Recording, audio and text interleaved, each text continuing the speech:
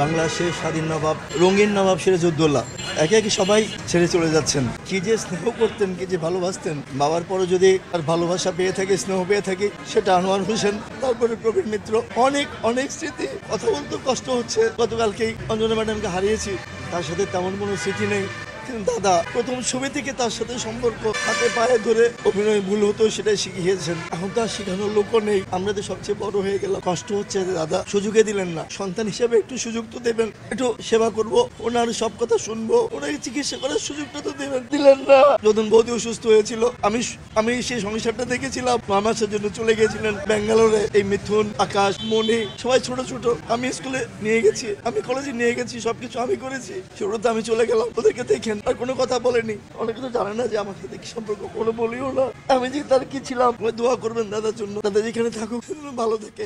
যেটা হচ্ছে, আমি একটু সবাইকে, আমরা আসলে একটি শোক বলতে না বলতে কিন্তু আরেকটি শোক আপনারা দেখেছেন। আসলে প্রবীরদার সঙ্গে আমার স্মৃতি জড়ানো কোনো ঘটনা নেই, তবে যাদেরকে আসলে মনে প্রাণে ধারণ করে আজকে ইন্ডাস্ট্রিতে এসেছি, যাদের লালিত এই শিল্পী সমিতি, তাদের সেই শিল্পী সমিতিতে সবচেয়ে ক্লান্তিলগ্ন মুহূর্তে আমি কার্যনির্বাহী সদস্য হিসাবে দায়িত্ব নিয়েছি।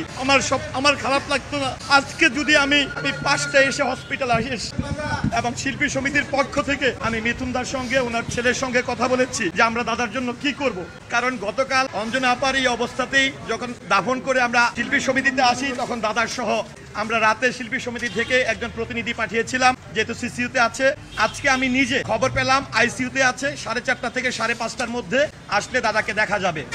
আমি 5:30-5টার মধ্যে এখানে এসে আমি সার্বিক দাদার খোঁজখবর নিলাম। খোঁজখবর নেওয়ার পরে আমি আশ্বস্ত করেছিলাম যে দাদার যে কোনো প্রয়োজনে শিল্পী সমাজ ওনার সঙ্গে আছে, গোটা দেশ সঙ্গে আছে, গোটা চলচ্চিত্র প্রেমীরা সঙ্গে আছে। আপনাদের যে কোনো প্রয়োজনে আমাদেরকে বলবেন, কারণ এই ক্লান্তিময় মুহূর্তে আমরা যতটুকু পারি একজন প্রবীরদার জন্য আমরা আছি। সেই আশ্বস্ত করে যখন আমি এখান থেকে গেলাম, আমি ভাবতে পারি নাই যে অঞ্জনা আপা যেরকম, আমি হাসপাতাল থেকে জাস্ট কাপড় চেঞ্জ করতে বাসায় গিয়েছিলাম, বাসায় পা রাখার পরই খবর পেলাম অঞ্জনা আপা নেই, ছুটে আসলাম। কালকে দাফন পর্যন্ত, আজকে হসপিটাল থেকে জাস্ট মগবাজারে গেলাম, প্রবীরদাকে নিয়ে গল্প হচ্ছিল, কথা হচ্ছিল, অঞ্জনা আপার মিলাদ নিয়ে কথা হচ্ছিল, কিন্তু এরই মধ্যে আরেকটি শোক আমাদেরকে আল্লাহ তাআলা দিবে এটা আমরা ভাবতে পারি নাই।